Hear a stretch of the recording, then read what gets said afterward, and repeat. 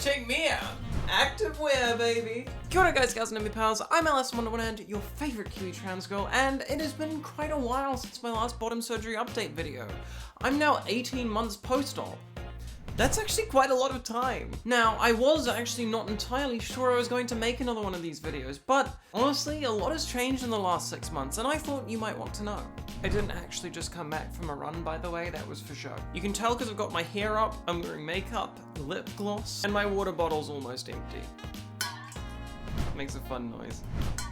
Back on track. So, before we get into it, I'd like to say a couple things. First is of course that this will be a more serious video, unlike the majority of my content. For those of you visiting my channel for the first time as a result of this video, I hope you'll give my goofy, fun, and/or daring videos a chance as well. Here are a couple great videos of mine that I think you might love. The second thing that I wanted to say is that, of course, I'm going to be talking about some intensely personal things in this video, and I would hope that you absorb that truth with respect and discretion and keep the comments section full of love. I'm telling you all of this because I think it's important, and regardless of how embarrassing it may or may not be for me, I think my insight could help people. And third, just to let you know, this is actually an update video on my original surgery experience video from a year and a half ago. If you want to see the whole experience of what it's like to get bottom surgery, I recommend you watch that one. I've also got a playlist of all of my bottom surgery videos here. Let's get into it then. I'm going to split this video up into 3 sections. The first, I'll talk about what's happened in the last 6 months. The second, I'll talk about my recovery progress. And the third, I'll talk about how life is like for me now post-bottom surgery and what it holds for me in the future. So section 1. What has happened? Well, when we last spoke, I was comfortable. Everything was working as it should, functionally perfect, but unfortunately I was not happy aesthetically. At the end of that video, I mentioned that I was about to go in for an aesthetic revision surgery. I of course had that surgery, and it's now 6 months on. Now, I think it's actually very important to talk about this because it is extremely common for patients of bottom surgery to require a second or even a third surgery. So this very well may eventually apply to you. It's good to be prepared. Getting my revision surgery was a relatively easy affair. It was all an entirely aesthetic external surgery, meaning that the surgeon did not touch anything inside or anything like that. Of course, it still had a recovery period, much like the first surgery, but instead of being in hospital for 3 weeks, I was in hospital for 1 night. It was considerably easier. I only spent 1 night in the hospital, and after a week in bed in a hotel, I found that the swelling had gone down enough for me to continue living life as a human, going out, walking about, and continuing dilating. I would say that after about 2 months, I was fully recovered from the revision surgery, so all in all, it was more of just a blip in my recovery process, honestly. Now, section 2. Recovery progress in general. Now, I've been able to live my life normally from about the 6-month post-original surgery mark, so nothing has changed on that front. However, a lot of progress has been made in a couple of key areas. Key areas that I know a lot of people are worried about when considering bottom surgery. One of those key areas is dilation. Now, brace yourself because this is where things get informational. Now, if you didn't know, people who get bottom surgery need to do something called dilation. They need to dilate and stretch their neo-vagina regularly in order to stop it from very slowly closing up. This is a permanent thing and you have to do it for the rest of your life, so of course this is a massive point of contention. Different surgery methods, different patients, even different ages affect how this will go. But don't be swayed, it's really not as bad as it sounds. For me, things are going extremely well with dilation. It is blindingly easy now. To recap, for the first 3 months, you need to dilate a lot. I'm talking like 2 or 3 times a day, as per your doctor's instructions. You can pretty much expect to be spending at least 2 hours a day dilating for your first 2 to 3 months. As time goes on, you'll test your limits with thicker dilators and you stretch yourself a little, get deeper, get wider, and you can start to leave them in for less and less time. I go into great detail on the process in this video here if you want to know more, but basically over the last 18 months, I've been able to trim the process down so much so that I only really need to dilate once or twice a week, just for like 5 minutes or so in order to maintain depth and width. This is amazing. Basically what I'm saying, masturbate with a big dildo twice a week and it's easy peasy, done and dusted. I very rarely have to actually sit down and dilate. A large part of this is because of healing and recovery. My vagina has now healed to a point where it has stabilized at a certain depth and width, and it really takes minimal effort to maintain that. This is a result of the last 18 months of dilating regularly and consistently, and I can now say that after 18 months of healing, for all of you trans girlies at home that are on the fence about getting bottom surgery because you're scared of dilating, it's really not that bad. It's nothing to worry about. After a year and a bit, it's just a fact of life. It's easy and it can even be fun if you have a high sex drive. Basically, use your vagina. And keep in mind as well that I got the simplest scrotal skin graft surgery method, which is the surgery method that requires the most dilation. Your mileage may vary, of course. If you're considerably older than me, for example, it might take you a bit longer to reach that stabilization point. But yeah, dilation, really not that big of a deal after the first 3 to 6 months. You've just got to persevere through the stuff. Now, next up, and I know this is a major point of contention for a lot of trans girlies out there really on the fence about getting bottom surgery. That's an order. Orgasm, or just sexual stimulus in general. Now, of course, this is about as personal gets, so please be respectful in the comments section. Basically, I'm having a great time. Now, when we left off 6 months ago, I was at a point where I could orgasm, and it felt great, but it was unreliable. It was really hard to get there. On some rare occasions, I could crest that mountain in just 10 to 15 minutes. But usually it was more like 45 to 50 minutes, and there were occasions where I just gave up. I just couldn't get there. Basically, it was possible, but it was hard. Where we're at now, well, I had my revision surgery and I basically went back to square one. I had to start again from scratch. Things were a little bit numb after surgery, I was healing and I was very tender. For a while I was a little scared. I thought maybe I'd just completely lost the ability to climax, but it came with time. It took me about 3 months post-revision surgery to climax again, and at first it was really difficult, but what followed was a really rapid improvement. In the last 3 months, sensation has come back completely, even stronger than it was before. And I'm now doing the best I ever have in this respect. I think it's a mixture of a few things. First, of course, is that I'm healing and sensation is generally becoming stronger and more enjoyable. But also, I've just spent 18 months with a vagina now, and I'm learning and getting better and better at masturbating and or having sex as a woman. Getting more in tune with my body and finding out what does and doesn't work for me. You actually need practice. And here is where we get really quite personal. I'm a little bit embarrassed to talk about this. Oh my god. These days I can pretty reliably orgasm. In like 10 to 15 minutes. I don't think I was even that good before surgery, so massive improvement. Delighted about that. It's amazing. And this is a new development, I can even orgasm multiple times. Although the second generally takes a bit longer. Last night was the first time I tried that. Now, some of you may be interested in knowing more specific results. Fuck, this is so embarrassing to talk about, oh my god. This is for the people. Do it for the people, Alice. This can help people. I gotta snap out of it. Where exactly do I feel sexual stimulation? Some people might want to know. It is interesting. The clitoris is very sensitive, and that's where you're going to get the majority of your sexual stimulation from.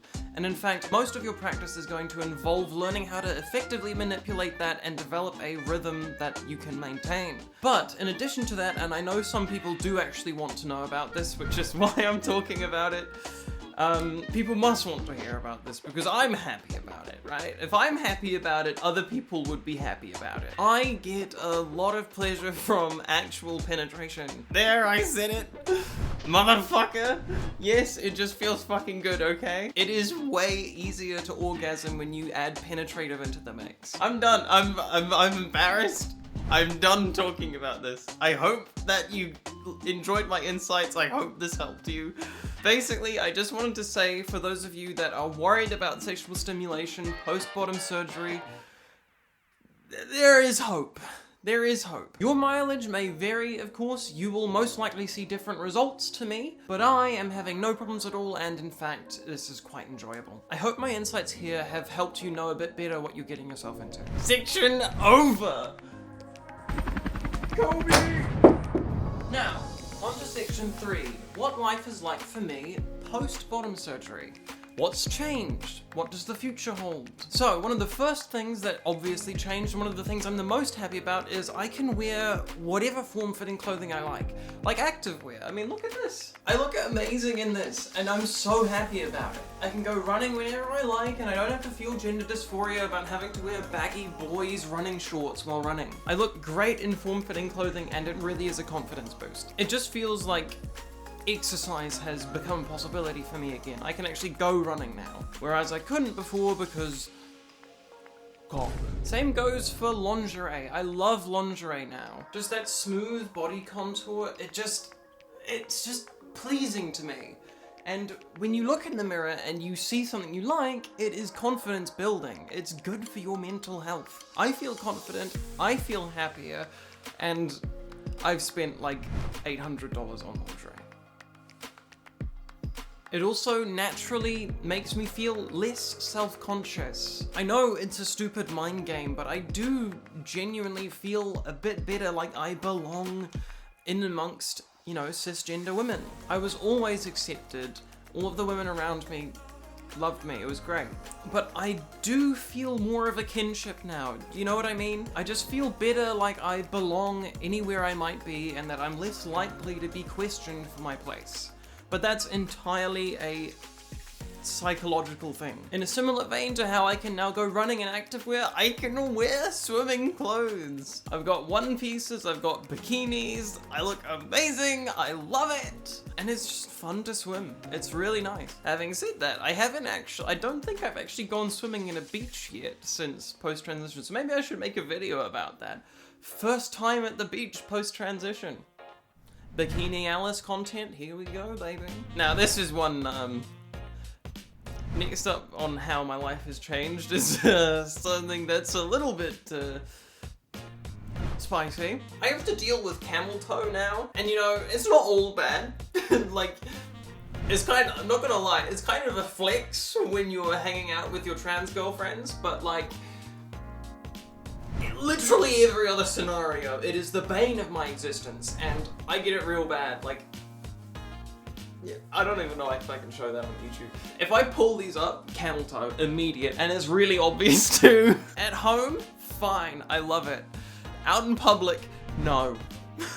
I am, of course, also the butt of more jokes these days at the hands of my trans friends. If I ever say no to anything these days, I'm immediately met with the response, no balls, which, you know, yeah, okay. I mean, you're not wrong. But onto some serious things, do I find people treat me differently now that I've had bottom surgery?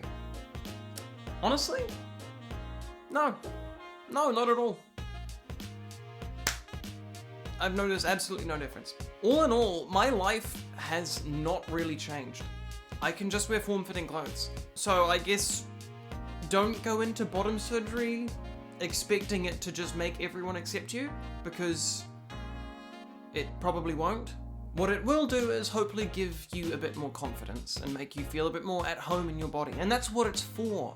That's why you should be getting bottom surgery. You shouldn't be getting bottom surgery to fit in or to prove yourself to other people. Continuing in that vein, one of the things I was hoping following bottom surgery was that it would be a bit easier for me to date. It hasn't been. The amount of men that would be open to having sex with a post-operative trans woman is about the same size as the amount of men that would be willing to have sex with a pre-operative trans woman. It literally hasn't changed at all. And that's fine, I don't need a relationship, but it's worthwhile keeping in mind. And now on to what the future holds for me. And this is where things get a little bit unfortunate. My revision surgery had a good effect. Honestly, I look a lot better, I'm a bit more comfortable with myself now, I can just about get away with the looks if I'm gonna bleep that entire fucking thing out because that sounded gross to say.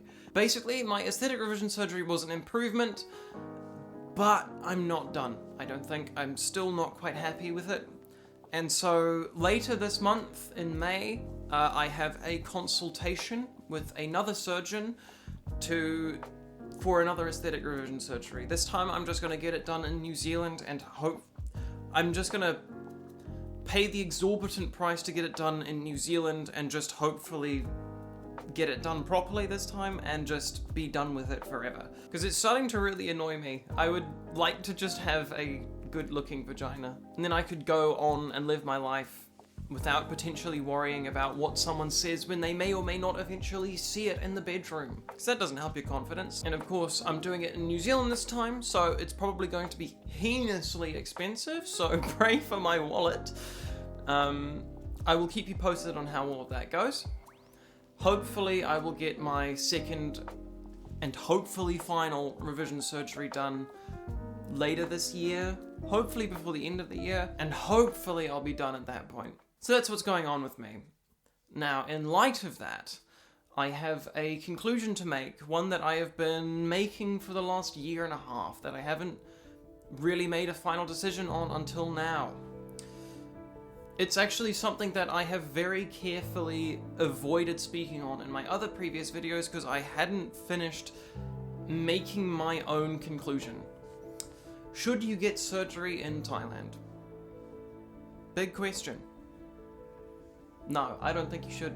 My surgery went fine, don't get me wrong. I feel great, functionally no issues, but in hindsight, especially now that I'm on my second revision surgery, my third surgery in total, I'm kind of wishing I had just paid the extra money up front to get it done in New Zealand. I think it's worth just getting it done right the first time. Problem was, at the time I was desperate, I was poor, and I was looking for any opportunity to get the surgery I could.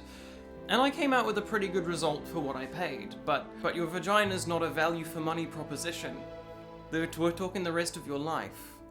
So, I'm not going to wallow in self-pity. I'm not going to lament the fact that my bottom surgery didn't go 100% according to plan. I'm going to move on.